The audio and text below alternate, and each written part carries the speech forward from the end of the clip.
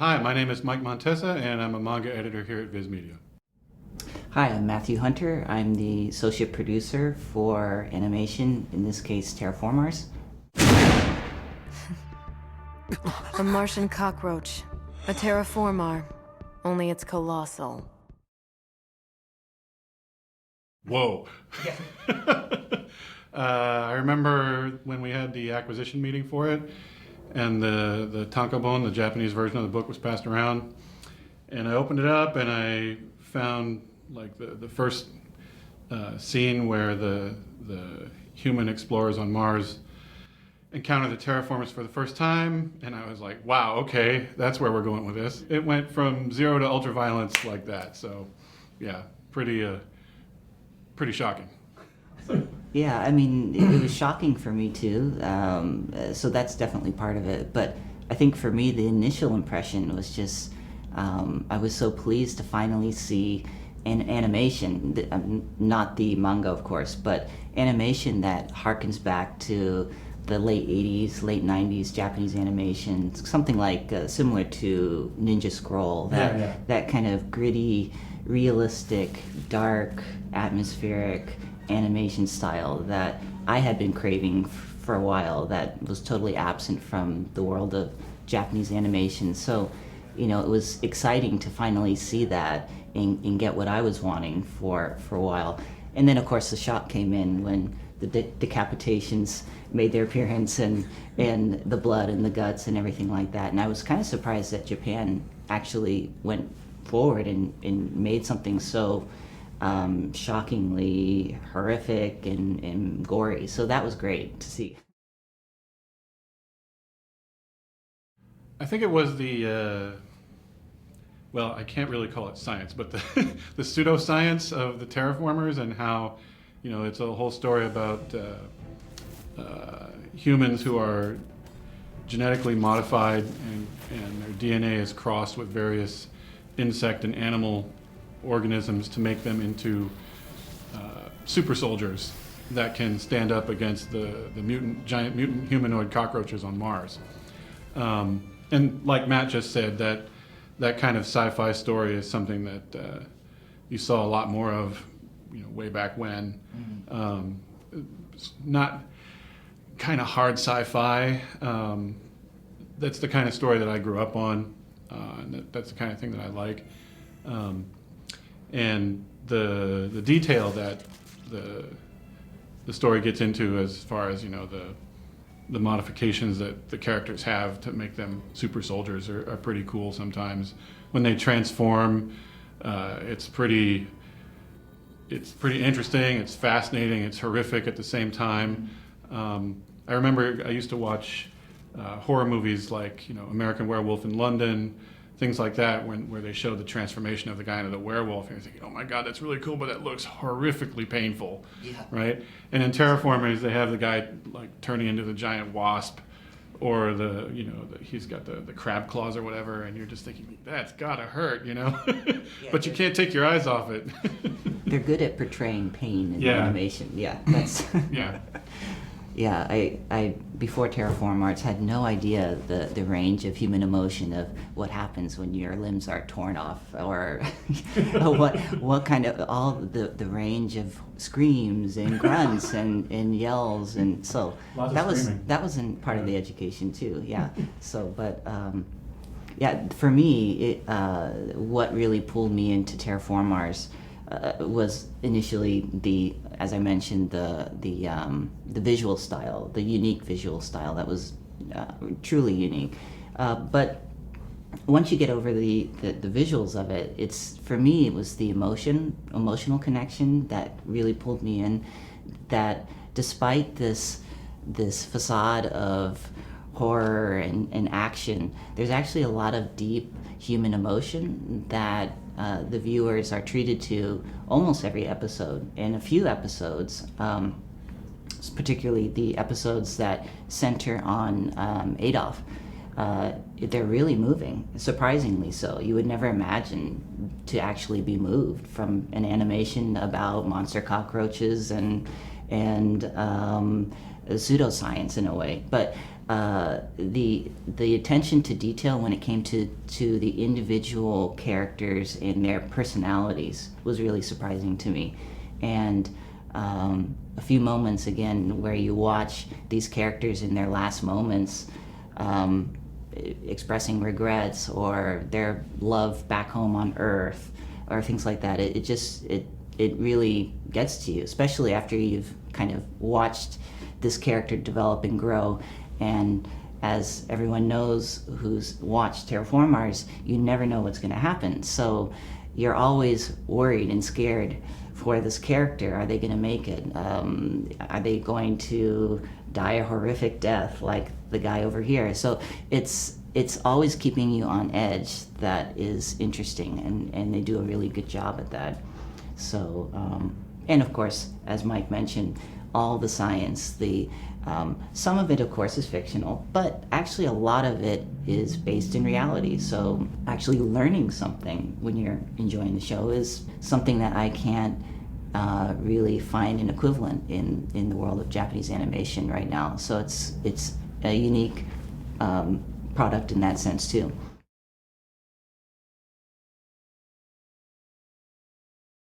It can. If we know that there's buzz about a certain story or a certain series, then we'll take that into account. It's been a few years now since we started, and I don't really remember what the conditions were around Terra Formars when we picked it up. But as a hard sci-fi story, which was going to be in our signature line, which is generally for more mature readers, we knew that the audience for it would be smaller than the typical series that Viz Media produces. So at least in that regard, we were thinking of it in terms of, are we going to break even with this, and will it find an audience? Obviously the answer was yes for that. But those are some things that we take into consideration. Plus we're also looking at, where the title fits into our catalog overall. So we're looking at all the different series that we have in this Viz Signature line and thinking about, okay, does this fill a slot that needs to be filled in that way? Can we put in a hard sci-fi story about a mission to Mars? Or do we need to put in something different, And at the time, Terra Formars was something that we thought, okay, that makes sense for what we're trying to do at that time. I don't necessarily think I'm, doing anything special. I think I'm more relating it to, what I like just individually. I'm a big fan of sci-fi in all forms, whether it's science fantasy like Star Wars or hard sci-fi like Blade Runner or something like that. And so I just like to see all kinds of science fiction stories told through manga as a medium. And that's one of the things that I like about manga most of all, is you can tell any kind of story you want through it. As Matt pointed out, there aren't too many sci-fi properties like that around these days. And when they do show up, I'll take a good look at it to see if it's something that's worth, our consideration as for bringing over to the U.S. and publishing in English. And yeah, Terra Formars was obviously something that caught our eye. So I have the advantage, as you just mentioned, of looking at the property in its entirety. So from volume 1 through however 12, 13, and getting a really clear picture of the overall story arc. So that's obviously an advantage for me. At the same time, one of the trickier parts of localization of the animation in this order, where I am localizing it after the manga has been released, I don't always get so much of a clear view up close. So it's kind of like a Google Maps kind of thing, where if you zoom out, I have a clear picture of this entire narrative, how the story works and how the characters fit in this world. But then when you zoom in, often the detail that's in the manga in terms of the characters and their idiosyncrasies is lost. And so the job of the localizer in a property like Terra Formars in the production of the animation, English animation, is to fill in some of those gaps. Why are there some gaps, such as the ones I just mentioned? Well, we have a time limit. We have 22 to 24 minutes per episode. We have lip flap that we have to account for. There are all these other types of restrictions that fit into the animation, creating an animation like that. So in the process, you lose some of that detail.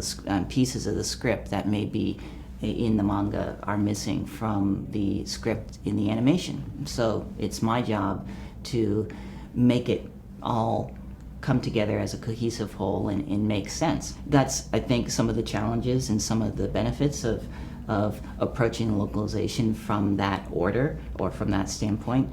But also, I think the